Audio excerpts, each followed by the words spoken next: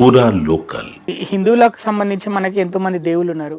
శివుడు ఉన్నాడు, శంకరుడు, చాలా మంది దేవుళ్ళు. ఇక చెప్పుకుంటూ పోతే మనకి ఇక ఇక కొన్ని లక్షల వేల దేవుళ్ళు ఉన్నారంటారు. ఎంతో మంది దేవుళ్ళు ఉంటే మీరు రాముని ఎందుకు ఎంచుకున్నారు?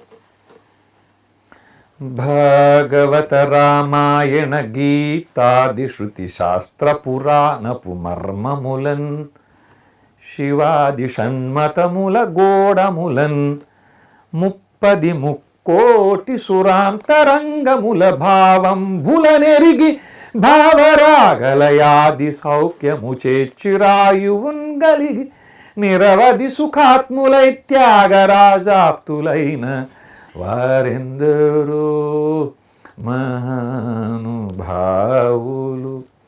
శివాది షణ్మతములు గోడమటండి, 30 ముక్కోటి సురాంతరంగముల భావంబుల నెరుగటండి, భాగవత రామాయణ గీతాది శృతిశాస్త్ర పురాణపు మర్మాలటండి.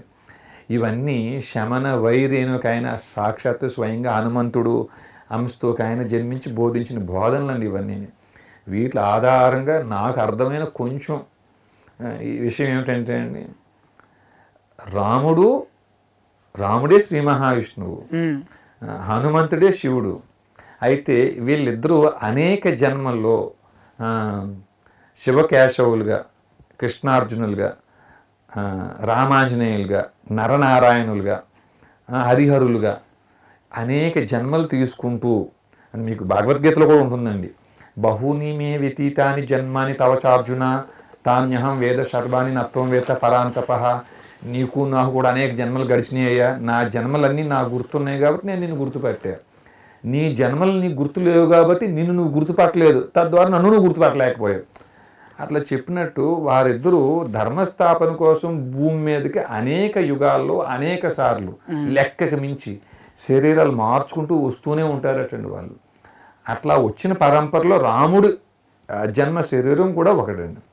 అంటే రాముడనే కాదు, కృష్ణుడు చేసిన, శివుడు చేసిన, దుర్గమ్మ చేసిన, అయ్యప్ప స్వామి చేసిన, కుమారస్వామి చేసిన, వీరందరూ ధర్మస్థాపనే చేశారు. ధర్మస్థాపనకి దుష్ట శిక్షణ శిష్టరక్షణే చేశారు. కానీ దురదృష్టం, ఇప్పుడు ధర్మస్థాపన చేస్తానని రాముడే స్వయంగా వచ్చిన, లేదు లేదు ధర్మస్థాపన మేం చేస్తాం, దుష్ట శిక్షణ మేం చేస్తాం అంటారు కోర్టులో, పోలీస్ స్టేషన్లో. మీరు రాముడికి భక్తుడా, సేవకులా, సైనికుడా? కాదండి, రాముడికి భక్తుడిని కాదు, రాముడికి సేవకుడిని కాదు.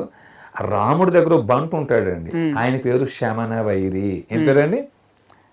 రాముడికి ఒక బంటు ఉన్నాడండి, శమన వైరి. బంటు రీతి కొలువియవయ్య రామా రోమాంచమని ఘన కంచుకము రామ భక్తుడని ముద్ర బిళ్ళయు. పెద్ద శాలరీ కూడా ఏం అక్కర్లేదటండి ఆయనకి. రోమాంచమని ఘన కంచుకము, రామ భక్తుడనే ముద్ర బిళ్ళయు, రామనామని వరకట్గా ఇవ్వయ్యా, రామ బంటు రీతి నాకు ఒక పోస్ట్ ఇవ్వయ్యా అని ఒక ఆయన రాముడి దగ్గర కాబట్టి పోస్ట్ కొట్టేసాడండి. ఆ పోస్ట్ కొట్టేసిన ఆయన పేరు శమన వైరి. ఆయన దగ్గర నేను బంటునండి, ఆయనకి భక్తుణ్ణి, ఆయనకి సేవకుణ్ణి అనుకోండి.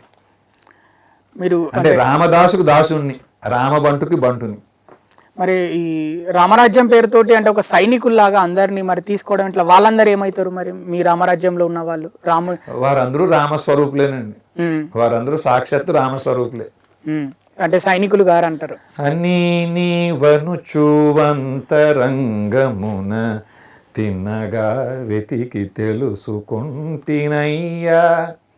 రామ అన్నీ నువ్వేని తెలుసుకున్నానయ్యా, అంతరంగమును తిన్నగా వెతికి తెలుసుకున్నానయ్యా, అన్నీ నువ్వేనని. మరుగేలరా ఓ రాఘవ. ఇది శమన వైరు చెప్పే మాట అండి, నేను త్యాగరాజు చెప్పే మాట. రామాయణి బ్రహ్మమునకు పేరు. చూసేది చూడబడేది మొత్తం అంతా బ్రహ్మమే, ఆ బ్రహ్మం పేరే రామా అటండి.